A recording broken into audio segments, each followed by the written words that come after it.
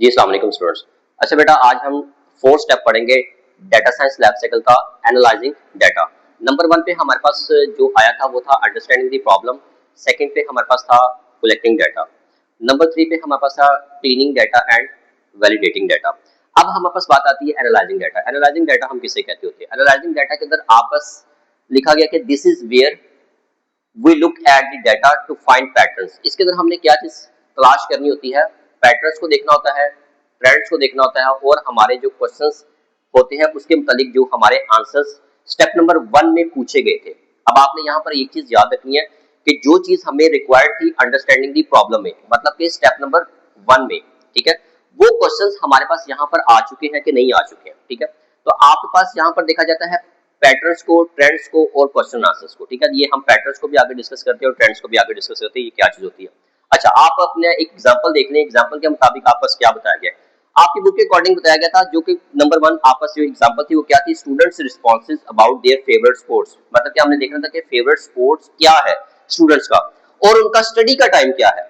ठीक है जी, तो आपके पास वो बता रहे कि what does this data tell us. अब ये हमारे पास एक क्वेश्चन है कि ये डाटा हमें क्या बता रहा है। ठीक है, आपने एक चीज याद रखनी है छोटी सी, कि एनालाइजिंग डाटा को हम जो है ना वो तज्जिया करना कहते होते हैं, कि हमने इसके अंदर देखना होता है कि हमारा जो डाटा होता है, आया कि जो स्टेप नंबर 1 में हमें चीजें चाहिए थी वो यहाँ पर मिल चुकी है कि नहीं मिली है।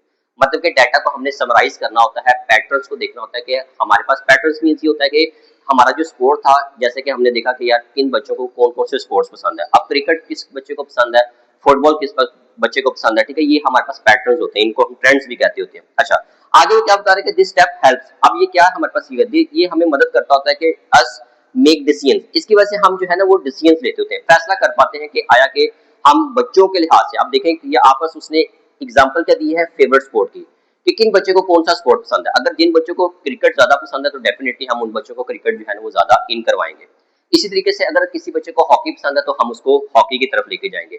अब जिन बच्चों को बैडमिंटन लाइक बैडमिंटन है, ठीक है, अब बैडमिंटन अगर बच्चों को नहीं पसंद है, किसी एक आध बच्चों को पसंद है, तो हम इस गेम को वैसे ही यहाँ पर क्या करेंगे? रिमूव कर देंगे। ठीक है जी। अच्छा जी, अब आगे चलते हैं। आगे आपस बात आ गई what does it mean to analyse data. अब ये क्वेश्चन आपस एक बन जाता है यहाँ पे, ठीक है, कि क्या मतलब है एनालाइज डाटा से। अब एनालाइज डाटा से मतलब मैंने आपको बताया कि एनालाइज का मतलब होता है तज्जिया करना। ठीक है जी, अब तज्जिया करना, तज्जिया किस चीज का हमने करना है? तज्जिया करना है कि जी हमारे पास जो डाटा आया उसकी हम समरी तलाश करेंगे।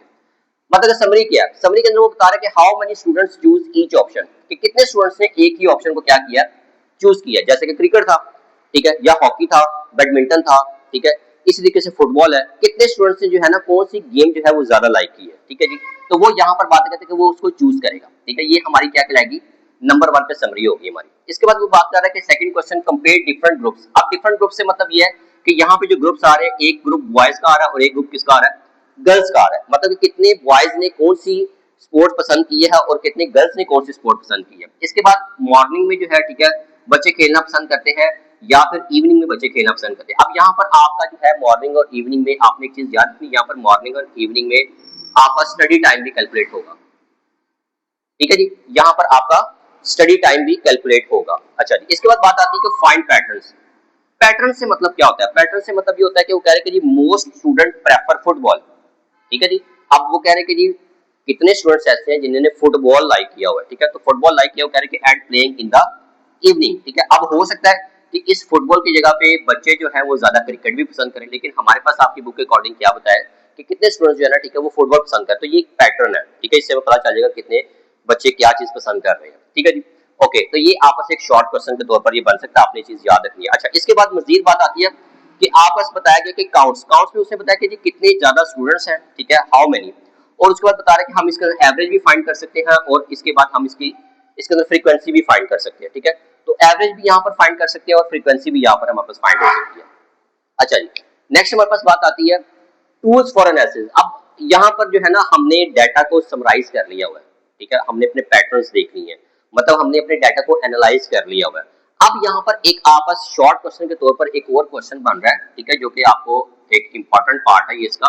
वो क्या बता रहा है कि वो बता रहा है कि आपने अगर अपने डाटा को मजीद एनालाइज करना है, मतलब कि आप कहते हैं कि जी आप मजीद एनालाइज करने से मतलब यहाँ पर ये है कि आप उसको चार्ट्स की फॉर्म के अंदर जो है ना वो डाटा को स्टोर करना चाहते हैं, डाटा को इन करना चाहते हैं। ठीक है, तो दो आपस ने ऑप्शन बताई हैं, गूगल शीट्स। मतलब कि अब आप बस ये इसको हम कहते हैं स्प्रेडशीट, ठीक है जी। तो स्प्रेडशीट के अंदर आप अपना डाटा स्टोर कर सकते हैं, ठीक है जी।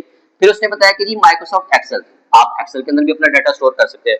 और तीसरी चीज उसने बताई कि राइटिंग नोटबुक, राइटिंग नोटबुक मतलब कि आप कहने के जी मैनुअल भी आप अपना डाटा राइटिंग फॉर्म के अंदर लिख के स्टोर कर सकते हैं। अब ये एक आपस टेबल बनाया गया बुक के अकॉर्डिंग, ठीक है। तो यही सेम चीज आप जारी बात है आप बस आगे कहीं ना कहीं पर आपने इस डाटा को स्टोर तो करना ही है। तो जब आप इस डाटा को स्टोर करेंगे तो वो सबसे पहले बता रहे हैं कि जी आप एक नाम लिखे फेवरेट स्पोर्ट, ठीक है, उसके बाद ये फ्रीक्वेंसी लिखे। अब क्रिकेट आ गया सबसे पहले, तो क्रिकेट में बता रहे कि जी आपको 10 स्टूडेंट्स जो है, ठीक है, वो क्रिकेट जो है ना पसंद करते हैं।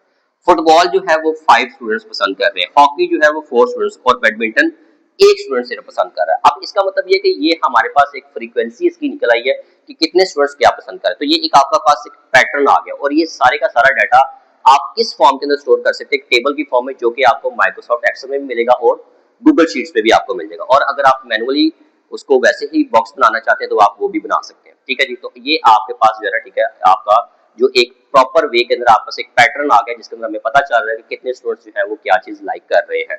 अब यहाँ पर हम देखेंगे कि जिस स्टूडेंट ने सिर्फ और सिर्फ आप कह लें कि बैडमिंटन का एक बच्चा है, तो इसका मतलब कि हम ये बैडमिंटन को यहाँ पे स्पोर्ट को खत्म कर देंगे, ठीक है जी। बाकी जो है ना हम बच्चों को वो चीज देंगे ताकि बच्चे उससे जो है ना मुस्तफीद हो सके, ठीक है जी। तो ये आपस जो है आज का मेथड था। इंशाल्लाह उम्मीद करता हूँ आपको समझ आई होगी। इंशाल्लाह नेक्स्ट लेक्चर में मिलेंगे। अल्लाह हाफिज।